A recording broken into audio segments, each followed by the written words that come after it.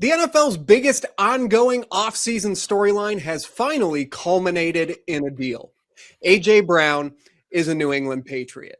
The New England Patriots and Philadelphia Eagles have agreed to terms on a trade that sends wide receiver A.J. Brown to Foxboro in exchange for a 2028 first-round pick and a 2027 fifth-round pick from New England. Hello, everyone, and welcome to this instant reaction edition of the Patriots Roundtable Podcast. Alongside Tyler Geis, I'm Eddie Murata, and today we have the pleasure of bringing you our preliminary takeaways on a blockbuster trade that sees the Patriots adding one of the NFL's elite wide receivers.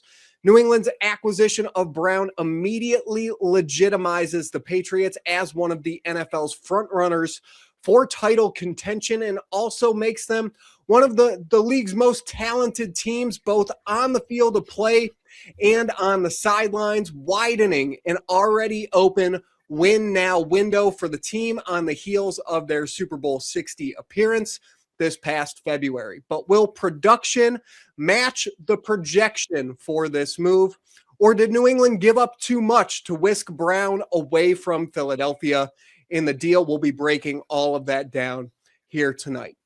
Tyler, after months of speculation, we finally have a resolution in the A.J. Brown trade saga. He is a New England Patriot. What are your initial takeaways on the deal now that it's officially been finalized? Oddly enough, I feel like this is the hardest question to answer on this show in a weird way. Just because I have a lot of different feelings right now. As someone, and you can relate to this too, you and I have both been writing, talking about it on the site for, it feels like within a few weeks after the Super Bowl is when this really kind of, I mean, there was some buzz prior to that game as well. But for the most part, for about 2.5, 3 months, you and I have just been talking about it, waiting for this day to come. Thank God they announced it, like 20 minutes after the 4 p.m. Eastern Standard Time deadline. Because if you and I had to kind of push this a few days and whatnot, it would have just been so like, oh my God, come on, just get, like, that would have actually had me worried that teams like the Rams, Chiefs, and Jaguars were actually in the sweepstakes for A.J. Brown. But, how am I feeling just out of the gate? Not surprised, but excited. I do have some little reservations that I'll get into in a little bit, but nothing necessarily that's going to probably get me too much flack or criticism in the comments section of the show. But, I think the Patriots needed to do this because you got to look at someone like Drake Maye. Just to talk about Drake Maye for a second, he needs to take a massive step forward, almost even doubling what he did last year and all the progress he made with help of a great coaching staff as well. And I think bringing in a key wide receiver like A.J. Brown, what was it? 4 Pro Bowls, 2 Super Bowl appearances, 1 Super Bowl title. I think those are his stats. And the 3 All-Pros. I think that's the big one for me. Yeah, 3 consecutive second-team All-Pros. So I think having somebody in there in the mix to round out that wide receiver core is very important. And like you said, you bring him in, they are officially a contender for a chance to get back to the Super Bowl. Because, to go back a couple weeks ago on the schedule episode you and I had, there's one thing I was actually rewatching that about a week ago, our own episode, How Vain of Me. But the just to kind of look at their schedule again, there's some games on there that could turn into some shootouts. I wanted to touch on this later in the show, but I'll just say it now. They are going to need a receiver like A.J. Brown in games like that. That Sunday night game against the Bears, the Monday night game against the Chiefs, a few other games in the mix right there. Those could very much turn into 2 quarterbacks in a duel for 4 quarters. And you're going to need a wide receiver like A.J. Brown out there on the field. So I'm excited. I'm fired up. I have some reservations. I have some nitpicky things to talk about, but all in all, I'm just happy that we're not sitting here going, what the hell were they doing? Why is A.J. Brown a Los Angeles Ram now? Yeah, I think this has been the NFL's worst kept secret over the past few months. And it felt like as more and more time went on, you started to see teams jump in and jump out in the race to get A.J. Brown. The Patriots were the one constant. And this was the expectation come June 1st that we would be sitting here having this conversation. Glad that it didn't take them any extra time to reach a deal. I think that you made a great point on, well, that could have opened the door for other teams to re-enter negotiations for the player now that the cap hit drops all the way from $43.5 million to just about $16.5 million on Philadelphia's dead cap for this season. Waiting after June 1st to trade A.J. Brown, that could have enticed some other teams to come in and made it more financially feasible to fit him under their salary cap this season. I think that there was some concern of that. I think more of the concern was how far apart were these teams on the compensation that this player deserved. And I think that's probably where we're going to get into some of your reservations. So let's start right there, Tyler. A first-round pick, albeit not in 2027, rather, but in 2028. And that 2027 pick is a fifth-round pick. A reminder that the Patriots did have an additional fifth-round pick in 2027 to work with after the Chicago Bears earlier this offseason. How do we feel about how much New England had to sacrifice to get A.J. Brown in the building? I mean, I don't want to sound like I don't have a firm stance on this, really, because I do kind of get both sides here. In the past few hours, if you look up what the Boston sports media is really talking about, or just maybe just broad league talk right now in terms of this trade, was it an overpay for a first round in the 2028, fifth round 2027? Is that somewhat of an overpay for a guy who, leading up to that Super Bowl win over the Chiefs, apparently was having his knee drained twice a week? Was that an overpay for a guy that got disgruntled on a Philadelphia Eagles team that was the defending champs last year? I don't know really what to kind of make of that yet. Everything's still kind of really fresh in my mind. That 2027 fifth round pick for me, we don't know what that pick I feel is going to be. That could be a very big developmental pick for the Eagles, or that could be their next star cornerback. I don't know. I think we knew, no matter how much you and I could argue, or anybody else could argue for that fact, the Eagles were going to want a first round pick, and they probably weren't going to budge on that at all. And I don't know what kind of a nightmare that was going to turn into them or not, but the Patriots bit the bullet. They knew they needed to excel to the next level. They knew they needed to make that move. And I do think maybe there's a slight overpay in the fact that Brown, how he was last season, sometimes that strikes different to me than, like, say, how Randy Moss was.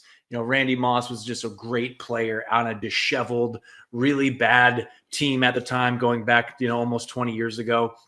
So I don't know how I feel about that. I mean, from what I'm hearing, there's an out after the first year that he's here for the Patriots if they want to move off of him after next season. That's what I'm hearing in the contract talks right now. He's apparently getting paid in full, getting all the money he's supposed to get, which seems strange to me that the Crafts would agree to that. And this kind of goes into my next point, is that this is a Mike Vrabel move. Mike Vrabel, the Patriots aren't doing this if Mike Vrabel isn't their head coach. The Patriots are staying far away, in my opinion, from a move like this if they have a different head coach in mind, which says to me a lot that the Patriots organization has a lot of faith in Mike Vrabel and that they trust whatever points he's made to them about A.J. Brown. I can't talk about the two of them, their personal relationship, but they had a very good connection in Tennessee when they were together there. That says to me that the Crafts have a lot of faith in Vrabel. I mean, I know there's been a lot of off-season stuff with Mike Vrabel this year. So that, the Crafts could have pushed back on that and said, no, we don't, you can't get everything you kind of want here. But that also says to me, and I know I'm repeating myself a little bit with that, is that Robert Kraft is, to me, he's kind of felt like he's back and he's all in. He's going to do whatever he needs to do to get this team in this chapter of his life to the promised land one more time and prove a point to the league that, the 20 years of dominance was absolutely good, but after a few years off, we can rebuild and we can make something special again. So again, if Vrabel's not in the building, the Patriots are staying far away from this. And is it an overpay? Again, I'll say yes, maybe, but if they don't go after AJ Brown here, you and I are going to be on this show, basically what I just kind of said, complaining about why the hell didn't they do this? What the hell went wrong? Why are they being cheap again for this? So there's my concept on if I feel like they surrender too much. I know it's not a firm point here, but we'll see how things kind of progress. Yeah, I think first and foremost on the overpay side of that, yeah, you can absolutely look at this as somewhat of an overpay because the Patriots were only negotiating against themselves, and that had been a sticking point for a lot of people through this process. Why are you going to give up a first-round pick for a receiver that's going to turn 29 later this month that does have those lingering knee issues? But we've known about those all the way back through his pre-draft process in 2019, that was something that he was dealing with. And I understand that he's about to get to 30 years old and the kind of drop-off that a lot of receivers experience at that point. But through 7 years of his NFL career, it hasn't necessarily been a problem with him producing on the field. Let's not forget that this process started when A.J. Brown was first put on the market this offseason, with Howie Roseman asking for a first and a second round pick for a player that he once gave up a first and a third round pick to acquire back in 2022. We've come a far way off of that point, especially considering that this first round pick is in 2028, not in 2027. On any trade value chart that normally pegs it down around, so you're looking at the equivalent of essentially giving up a 2027 second round pick as far as value is concerned. Now I understand once we get to 2028, what does that look like with AJ Brown on the roster? Where is he at that point in his career? And where are you as a team entering that offseason, and where could that pick be? Lots of questions there where I understand the uncertainty from a lot of people where you don't want to give up that first round pick. That's how you build your roster. I totally get all of that.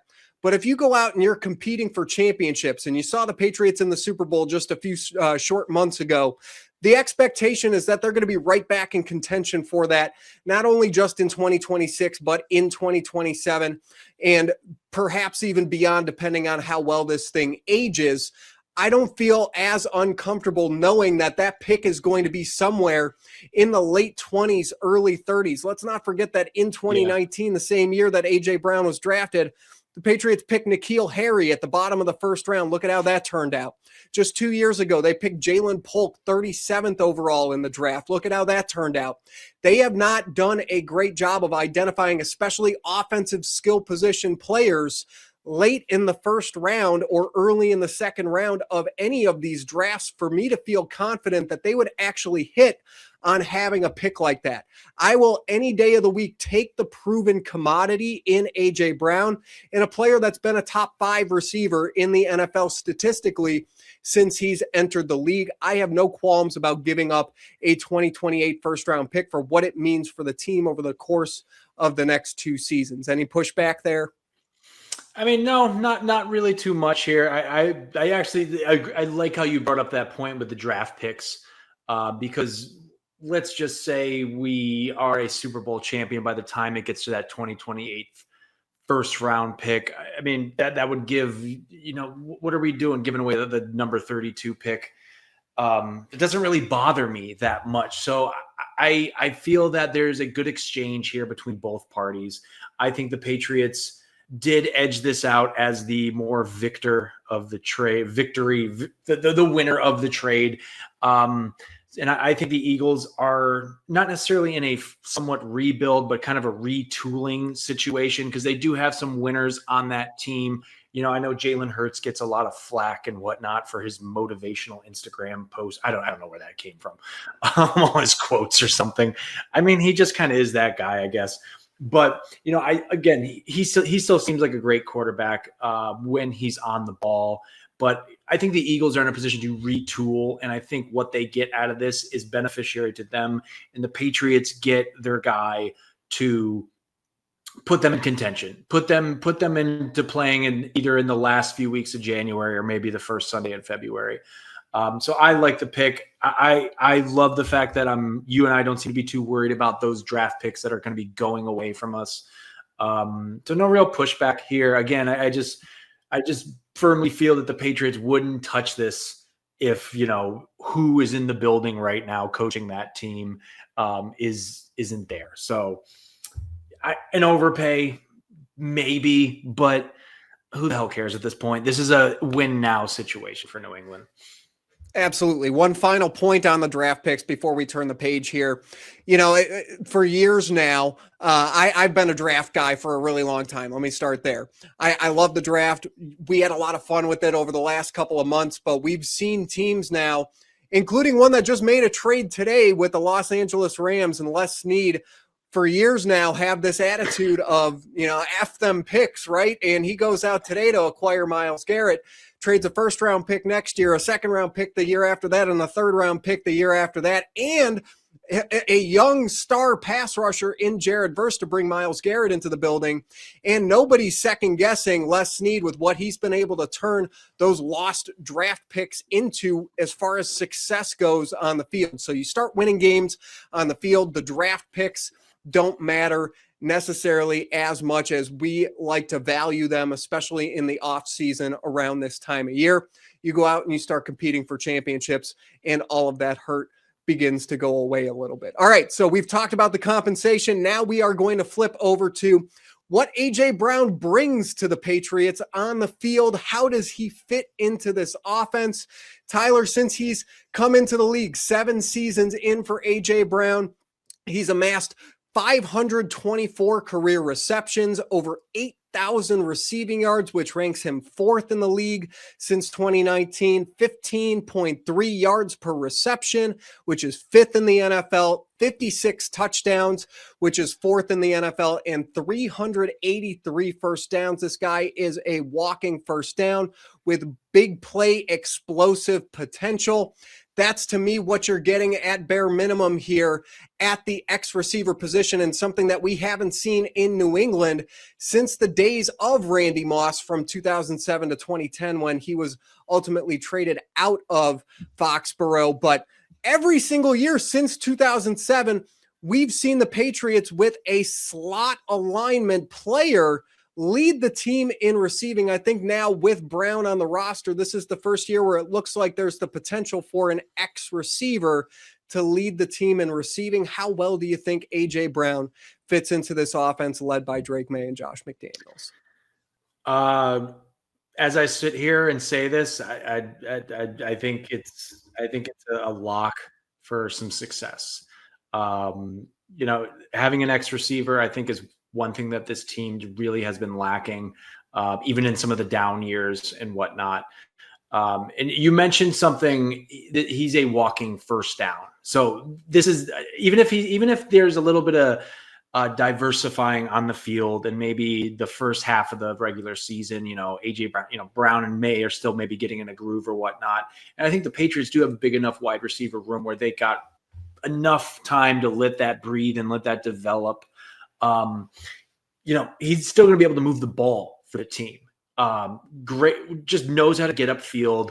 I was just, if you go on the Patriots Instagram page right now, I think they just put some highlights of him, last couple seasons and whatnot. And some of them aren't even deep routes. Some of them are just like 10 yards up and hook, and he's catching it kind of like one hand, like just palming it. And just, he knows how to get first downs. He knows how to get upfield. He's, very reliable player. I am really, we talk about, there's been a lot of comparisons over the last 3-4 hours of the Brady and Randy Moss situation. And now you got Drake Maye and A.J. Brown. I think Randy Moss is a generational wide receiver. He's probably one of my favorite wide receivers to ever play the game. That's just a personal opinion. AJ Brown's not really that for me yet, but I don't want to discredit what we may see between these two guys on the field. And I get why the comparisons are there. And I think why the comparisons are also there is because you have Josh McDaniels in the mix.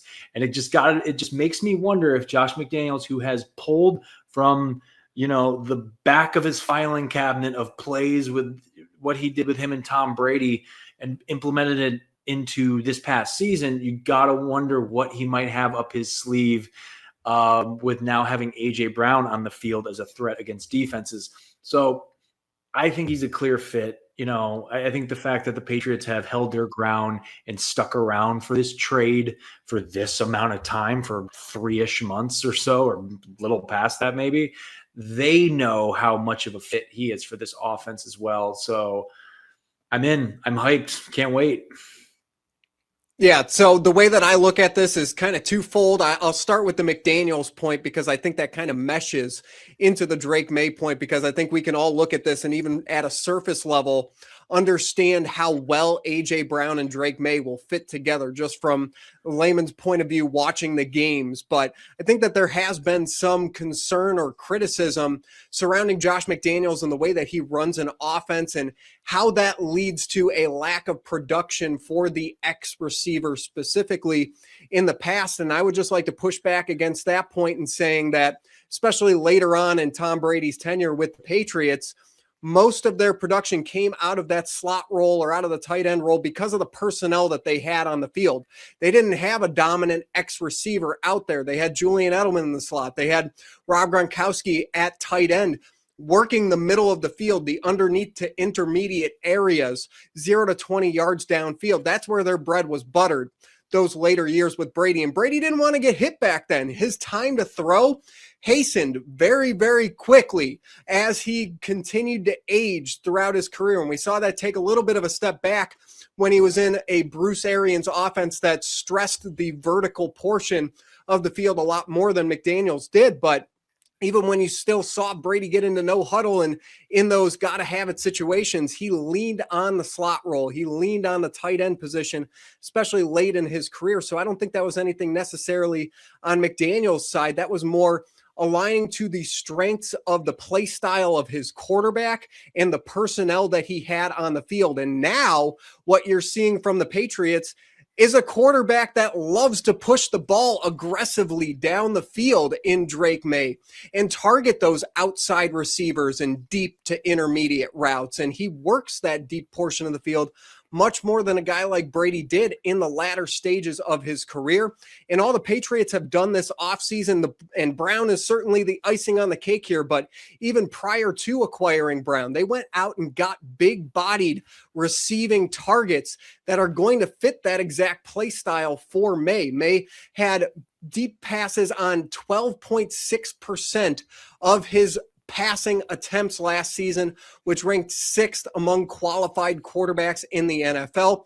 He led the NFL in yards per attempt at 8.9 yards per passing attempt. This is a guy that loves to push the ball down the field, and that is the specialty of A.J. Brown's game. He aligned out wide as the X receiver on 88% of snaps last season in Philadelphia, and since he got to Philadelphia, he leads the NFL with over 2,600 yards gained aligned as an outside wide receiver. That's where he wins, but it's not just on deep routes, Tyler. He wins underneath. He wins in the intermediate portion of the field. He leads the NFL, all NFL wide receivers in yardage on go balls, but also on slants and on posts since 2022. He stretches the field in all three levels. He forces missed tackles. He's a threat for yards after the catch. And I understand those things as he ages are going to start to diminish a little bit, but still at a base level, what he provides you and the fit with the quarterback is absolutely second to none. That's why he was my guy for them to go out and target even early on in the offseason before we knew how things were exactly going to play out. You can have your Alec Pierces. We talked about him for a little bit, adding Romeo Doubs into the mix.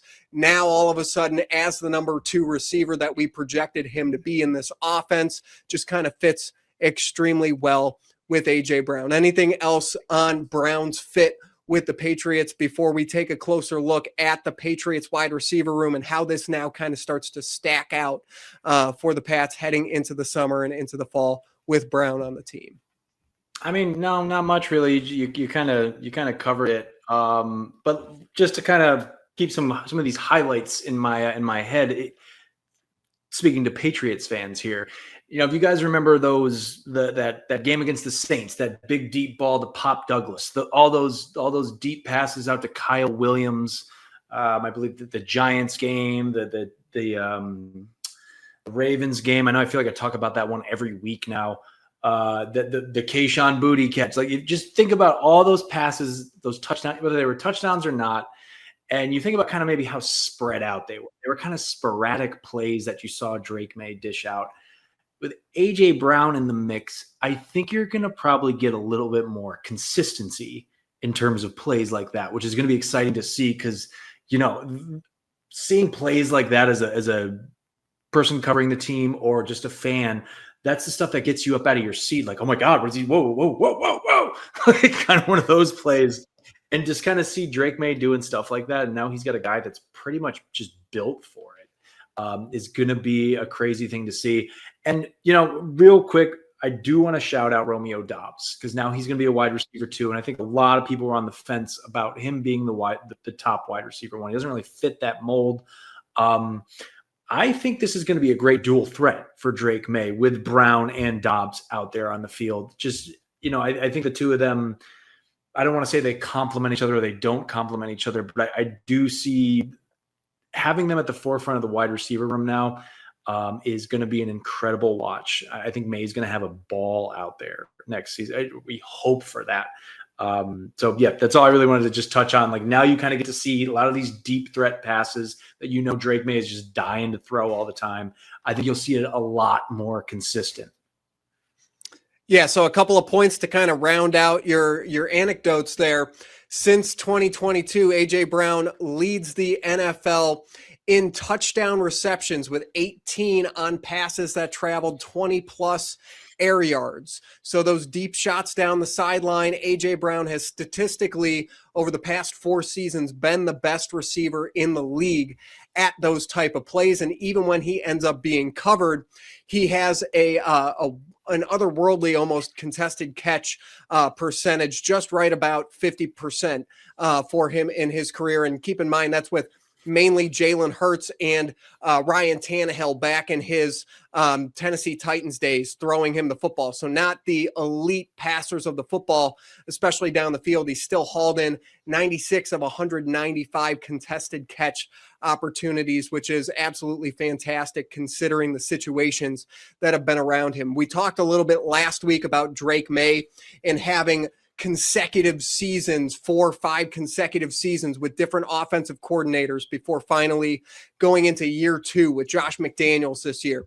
Go all the way back to 2020 for A.J. Brown, and it has been a new offensive coordinator every single season for this receiver.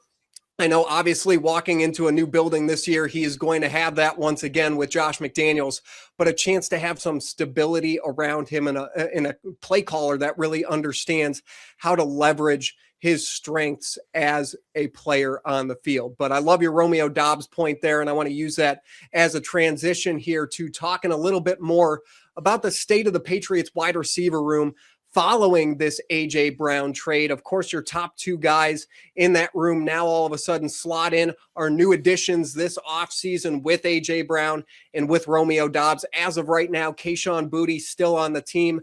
It feels like he may be on the out. So I guess let's start there, Tyler.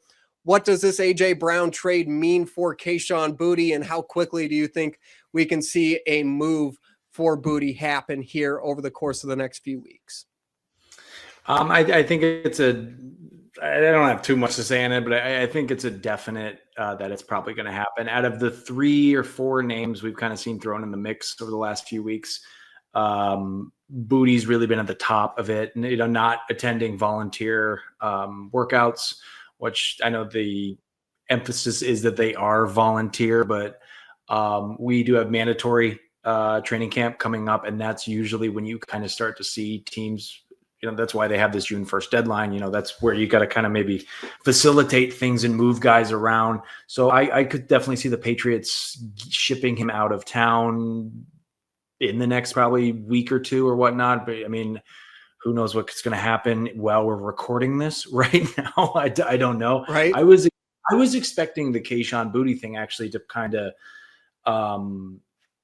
like go along with what was being announced and whatnot. I was shocked it was just going to be a 5th round and for next year and a 1st round in 2028. I thought Boutte was just going to like be immediately attached to it. So that was kind of a shock for me. But the fact that there does seem to be a distance between the organization and him right now, it's kind of reading the writing on the wall. In terms of the other guys, Pop Douglas, Kyle Williams, I doesn't feel like a lock to me, but I probably, as the summer months go on, I think he's going to be around. There's a lot of room for development for him. Pop Douglas as well. These are guys who made great plays for this team. I just think, there's hasn't been the consistency. And I don't really think that's all their fault per se.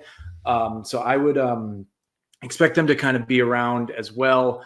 But at the forefront of this wide receiver room is A.J. Brown, Romeo Doubs making a solid wide receiver too. So yeah, that's what it looks like to me. And in terms of other guys that come in on the back end, we shall see. Yeah, so on Boutte's end, at least, I think that it has been a foregone conclusion for a little while now that he's not going to be on the team in 2026. And I think that the hope was early in the offseason, you could create a package for A.J. Brown that also included Kayshon Boutte going back to the Eagles in return. But as Philadelphia continued to add more and more to that wide receiver room, including this morning, they signed another former Packers wide receiver this morning to round out that receiver room. It felt more and more unlikely that was going to end up becoming the case. The Patriots in recent weeks have kind of floated out there that they're hoping to get a 5th or a 6th round pick in return for Boutte. And now they just see one of their additional 5th round picks walk out the door. So that could be a way to recoup some of the assets immediately that they already just gave up to get A.J. Brown in the building. So there's certainly a chance of that there. I think with Boutte, there's still a little bit of hesitation from teams around the league with some of the previous gambling issues that he had going back to his days at LSU. He also had a major ankle injury when he was at LSU that kind of sapped a lot of his athleticism. It's something that even he's talked about, where he had to kind of learn how to win different ways, and he certainly did that, where he became an extremely valuable downfield receiver for the Patriots, not only just in 2025, but starting really back in 2024 as well. So there's a lot of potential there and still room for growth, I feel like, for the player, but playing that X receiver role where A.J. Brown is going to walk in and take the vast majority of the snaps away from him. I think that he's earned more of an opportunity to see the field a little bit more consistently elsewhere. And I think that whether this happens very soon or it kind of drags on through the summer, the Patriots are going to do right by this player and find him a new home that gives him the chance to see the field a little bit more in what is a contract year for the player on the final year of his rookie deal. Now we kind of move down the depth chart a little bit. Mack Hollins returns. I know that you're a little bit lukewarm on Kyle Williams. I see those as the next 2 guys kind of up in the room.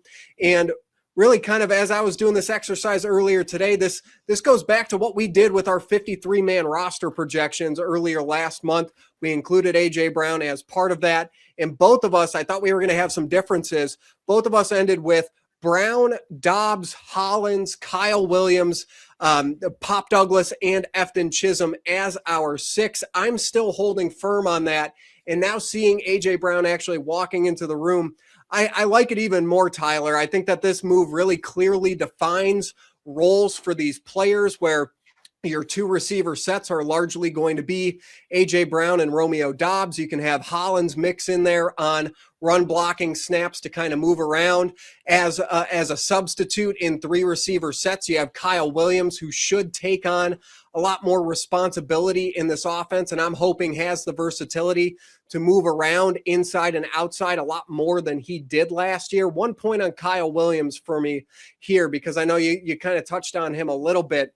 I think that there is a lot of room for development for the player, as you said, but I think that was something that we didn't see him get the opportunity to showcase last offseason. Let's not forget, heading into training camp last year, this was a wide receiver room that still had the likes of Kendrick Bourne, Jalen Polk, and Javon Baker on the roster. Kyle Williams was pushed way down the depth chart there and wasn't seeing a lot of reps on the field. This is the first offseason that he has where he's going to be in the mix, rotating in and out with the starters and actually getting reps on the field in practice with Drake Maye. I think that can do a lot for the development of a player like this that has a lot of the athletic traits that you look for when looking for these wide receivers that can create separation down the field. We saw that, albeit in limited opportunities with the Patriots last season, but this is a player that averaged just about 21 yards per reception for the team last year. So I'm still very high on Kyle Williams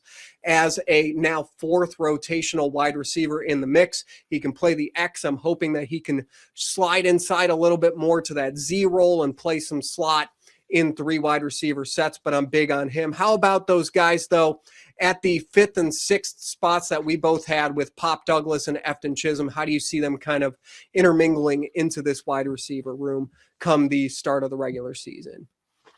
I mean, you mentioned Kyle Williams taking reps and kind of becoming that Z receiver center of the field, probably taking some hits.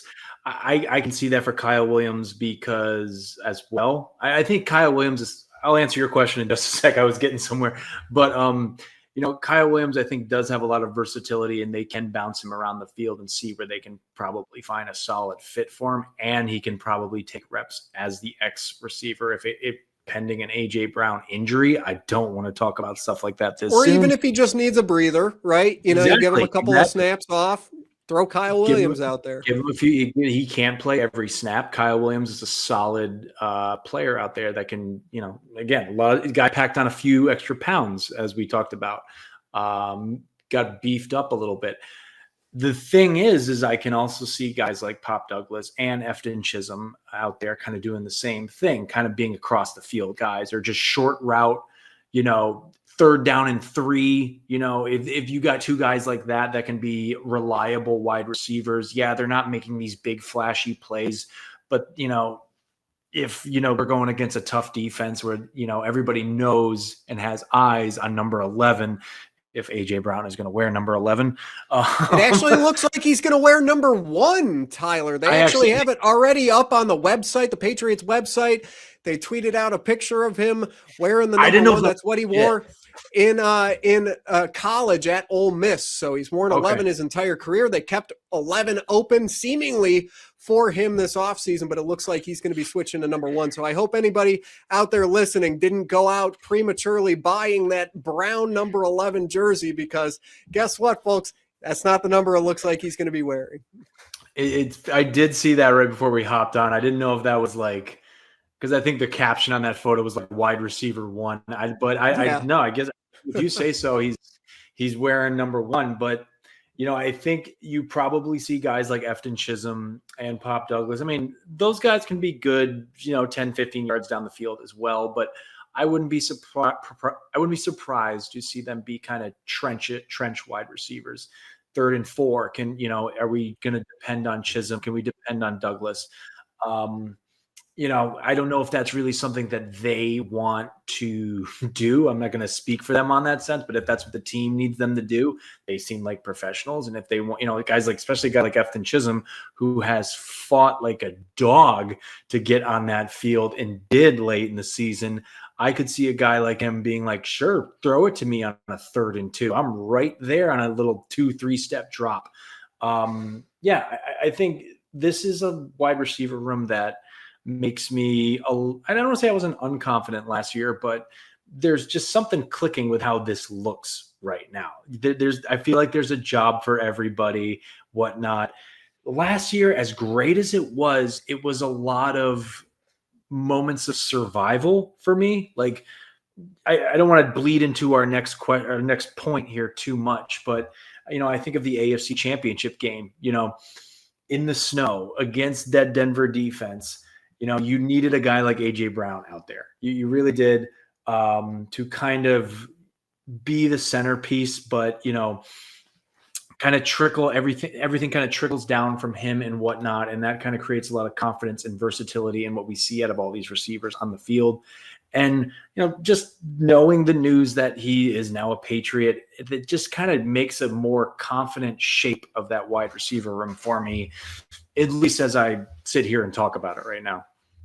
Yeah, I think for me, first and foremost, on Douglas and on Chisholm, these are two receivers that are primarily slot receivers. They're going to be on the field in 3 receiver sets. I think with Chisholm, you saw a little bit more versatility than that, even with less size on him. When Matt Collins went out late in the season last year in the regular season, Chisholm was that guy that kind of stepped up and even on run blocking downs was out there on the field a lot and was able to bring a certain level of physicality and effort and finish like they like talking about in the building on those plays, even when he knew that he wasn't getting the ball. Whereas you're not getting as much of that from Pop Douglas. He's a guy 5'8", about 170 pounds. You're not expecting him to go out there and absolutely maul people in the running game. So he's going to be out there in more of spread formations. I like the idea of him being able to stretch the field vertically with his athleticism. And I think he's a different profile of pretty much any of the receivers on this roster, which to me gives him a role on this team. I think if you're looking at him as the 5th receiver on the depth chart, perhaps this could be an offseason like Booty, where he's entering the final year of his rookie contract, where he could also be a trade candidate. But because of everything that he gives you and just that different profile of a player and that athletic upside, I'm still not ready to quit Pop Douglas. I think that there's a role for him on this team, but I think like last year, where you started to see his snap count come way down. He only had 31 receptions in the regular season. I think you're going to see a similar type role for him here. So if you can get something in return for that player, I think that's definitely still possible as a future trade as we move through the summer. But I think if that happens, that's really more a testament to the growth and development that Efton Chisholm has had over the summer months and in the way that they see him kind of rotating into this receiving core, because you just don't have a lot of those primarily slot receivers on this team. We talked about the top 4 guys all being guys, bigger bodies. That works very well with Drake Maye. We've talked ad nauseum, it seems, about Drake loving those bigger bodied receivers. But those two players a little bit different of a profile there, less versatile, being able to move inside and outside and profile a little bit more as just slot receivers, which we know, of course, Josh McDaniels loves to include in the offensive game plan on a week-to-week basis. But top to bottom here, this Patriots roster, even if you go back just a couple of years ago and look at it where Tyquan Thornton was the number 1 receiver heading into training camp, this is a much different complexion for the room. And I think it's one of the better receiving cores league-wide and certainly in the AFC. Now, again, fresh off of a Super Bowl appearance, you bring in 2 new top options at that receiver room and guys that can really be difference makers for the Patriots, not only in 2026, but beyond that. I think is going to make a world difference in trying to get back there and repeat the success. So that kind of leads us into our last point here, Tyler. We went through the schedule game. We've seen the schedule release. We kind of know where the Patriots are going to be and when they're going to be there. How does the acquisition of A.J. Brown change your outlook for this team, if it does change your outlook for this team at all heading into 2026? Yes. And to reply to some of the comments in the comments section on that episode we did, a lot of people are going like, nah, 12-5, they're beating the Bears and whatnot. And I kind of feel that now that A.J. Brown is a lock, yeah, I think they could beat the Bears that night. So I would actually. I can't believe you're going to. That's exactly where I was going to go with this. And we did not pre-plan this. We are just in such lockstep. I'm sure it makes for terrible radio, right? Like we have to disagree a little bit more than this. But yeah, I would peg them up to 12-5 with a win over the Bears now too. We both had them 11-6, kind of felt the same way about it. Go ahead, Tyler. I can't believe that was your takeaway here. It's unbelievable. No. Yeah, I swear we didn't talk about this at all. But no, we really did. No, that's pretty cool. I can see them bumping up to 12-5. I'm nervous to nudge that even a little more because, like, I got my eye on that Monday night Kansas City Chiefs game late in the year. That's going to be a very pivotal late season game in terms of seeding. Who's going to be a first, second, third, or fourth, get a home game in the playoffs. Because I look at that game and I go, and I think you touched on it on that schedule episode. Like, Patrick Mahomes is probably going to be working out the kinks in that first month to a little bit into October. Like, they'll get some wins, they'll grind out a few wins, but they'll take a few hard losses. But by then, if the Chiefs are in rhythm, they're going to be the Chiefs that we know by the time they get to that game. So it's interesting to me that we'll be going to that game in Arrowhead. With AJ Brown, Romeo Doubs, that receiving core. And I'm not saying they're going to win that game. I'm not there yet. I'm really not. But I think I touched on this earlier in the show. Now Drake Maye has a chance in those kind of games against those kind of teams to go toe to toe with whoever is under center on the opposing team. That is, what I felt was missing in the Super Bowl a little bit. I get it, the offensive line. I know all the kinks about what was bad in that game, but Drake Maye couldn't also even throw a pass. I think the touchdown pass to Mac Hollins was probably the best pass of the game, and that was a really good pass. Actually, that was a really good play, actually, but there was just no room for him to compete. And I think it is slightly due to who he had to throw to. And I don't want to knock any of these guys. These guys are actually great players and whatnot, but they did really miss that key piece. And Stephon Diggs, I know, was their wide receiver one. There's something about, then I've been pondering it, but there's something about Stephon Diggs that isn't A.J. Brown. And there's something about A.J. Brown that isn't Stephon Diggs. And you can go into their stats and whatnot. And, I would say A.J. Brown is, at this point in his career, a superior wide receiver. So that's what gives me a lot more confidence in those games. Chiefs game, Bears game on a Sunday night. There's a few other ones. I mean, let's take a look at September now. I was going to throw out Jacksonville. How about Jacksonville? We talked about the poor offseason that the Jaguars had. Didn't really do a lot to reinforce everything that they built the foundation around.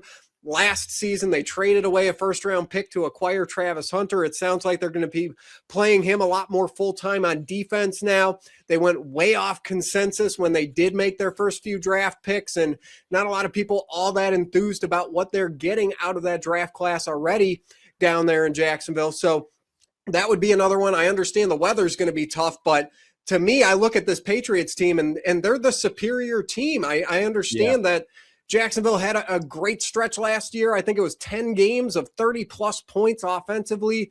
I don't know if they're going to be able to repeat that same type of success. They, to me, feel like a team that is ready for a step back. Same with Chicago. They lost a lot of pieces on the defensive side of the football that helped them stay in a lot of those games and put Caleb Williams in a position where he could have all of those fourth-quarter comeback game-winning drives last season.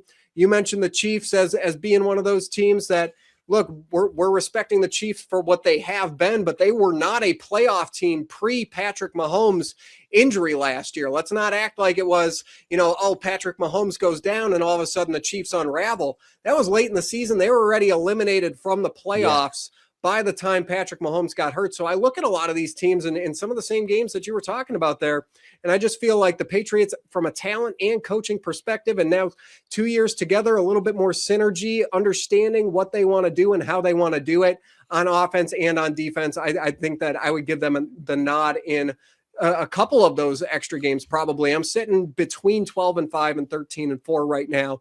And if the Patriots win total is still at 9.5, that feels like stealing at this point here. Yeah, no, that Jaguars thing, I was actually going to jump on the Jaguars too, because I don't buy the hype for Jacksonville going into next season. You mentioned, and I was talking about the Super Bowl, but you also mentioned that you don't think that, the opener against Seattle is necessarily going to be this lopsided thing, that the Seahawks are going to come out and be motivated, on banner night and just completely bulldoze the Patriots. I said something along the lines of, I just want them to compete. And, I think we could kind of see the first half really not going their way. And then they get in a rhythm by the second half. But, Seattle just, took the thing and ran with it. And there was no way of kind of getting a win out there. I don't know now. Seattle again is another team that is still going to be very good. I do not have them picked to repeat at this moment in time. I'm sure they might get back to an NFC championship game, but the way the Rams, I think the Rams are just going to be in the mix. The Rams are going to be right there next year, and they're going to want some payback. But that's going somewhere else. But I don't know. Going into this opener against Seattle, I have a lot more confidence about it. Again, I'm not saying they're going to win. It's kind of like the situation with the Chiefs, but I just am not going to be tucking under my bed sheets watching that game now. I actually think there's going to be a solid, interesting shootout between Darnold and Drake Maye now. So I'm actually very excited for it. Yeah, I think any of these games that we look at now, the Patriots are going to be in them. It's not going to be a one-sided affair, and they're going to be competitive all the way through the regular season and hopefully into the postseason, deep into the postseason, yet again with a lot of the improvements that they made around Drake Maye this offseason on the offensive side of the ball, but also on that defensive side of the ball too, where once again you bring in guys like Kevin Byard and Draymond Jones, Gabe Akis through the draft, and I think that there's a lot of potential here for them. We talked about it, right? Maybe not 14-3 next season, but they're a much more talented team. Year two of the Mike Vrabel team, I think they could be a much better team this season. And once you get into the dance, who knows what happens. Just one final point there, that NFC West, you mentioned both the Seahawks and the Rams. What a division out there. That is going to be an absolute battle this season. You throw the 49ers in the mix, who just added Mike Evans this offseason. And then you have the Cardinals, who are waiting hopelessly on Jacoby Brissett to give them a call back, and he seems to have lost their phone number. So we'll see what happens. Three of those teams, though, it's like the probably way too far off of a reference here, but the three-headed dragon from Yu-Gi-Oh, where it's like the two guys like looking at each other. You know that one, right? That's the NFC West out there, and then there's the one team, the Cardinals, where they're just trying to kind of put things together. But hey, they got Jeremiah Love in the draft, so all is well out in Arizona, right? All right, so that is most of our A.J. Brown conversation. Tyler, any closing thoughts before we start to wrap things up here? No, I'm sorry to be bland here, but I think we pretty much covered the initial reaction. This is just a great thing. This is a great thing. I mean, I feel like every move that the team has made this offseason has just been, even if it's a slight step forward, it still is a step forward. And this is a big step forward. This is a big step forward offensively. I feel like the draft was very much defensive focused, with the exception of a few, Eli Raridan and whatnot. Defensive focus with also looking at the offensive line as well. So not these studs or superstars, probably because I think the Patriots always knew that they had this A.J. Brown thing in their lap and theirs for the taking. So, why go out and do something crazy at the draft or in free agency? So it's like a weight off my shoulders, at least, to see this thing a done deal. So, yeah. Yeah, I think a lot of these offseason roster transactions for the Patriots have been driven by the goal of building a sustainable contender. You work from the trenches outward in the first round. You trade up for an offensive tackle of the future. In the second round, you trade up for an edge rusher of the future. You grab a tight end in the third round. These are all big bodies on the line of scrimmage, and then you work your way outward. The one win now move that you could say that they made this offseason that may sacrifice some future draft capital there would be for A.J. Brown. But the upside of bringing a player like that onto your team, as we've discussed here tonight, well worth the cost of admission for him to get into the building. All right, guys. So if this is your first touch point with us, we'd like to thank you for being here and for staying all the way until the end.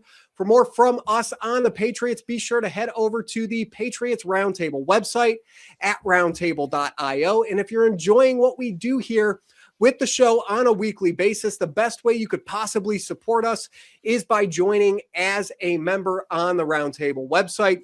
It's fast, it's easy, and it's completely free. And your membership allows you to join the discussion directly with us. We're trying to build a fantastic community of sports fans over on the site, and your membership would help us greatly with that. So head over to roundtable.io by using the link in the description below and tell us what you think. How is A.J. Brown going to fit in as a member of the New England Patriots? Did the Patriots give up too much to acquire A.J. Brown? Be sure to let us know over on the community boards on the Roundtable website or in the comments section below. Alongside Tyler Geis, I'm Eddie Murata. This has been our instant reaction to the A.J. Brown to the New England Patriots trade, and we are signing off until next time.